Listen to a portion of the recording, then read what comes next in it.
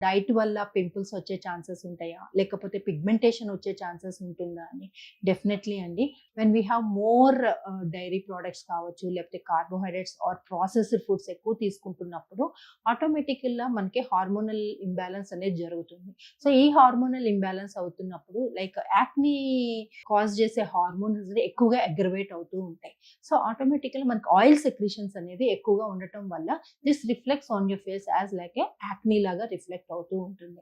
So, యాక్నీకి డైట్‌కి is 100% related అండి. Like more of water intake, less processed foods like నార్మల్‌గా మనకి జంక్ ఫుడ్స్, ఆయిలీ ఫుడ్స్ తగ్గించటము, more of fruits, more of water intake ఎక్కువ తీసుకోవటము and more of high fibre food తీసుకోవటం వల్ల మనము ఈ యాక్నీని కంట్రోల్ చేయొచ్చు. పూర్ డైట్ వల్ల కూడా మనకి అవుతూ ఉంటుంది.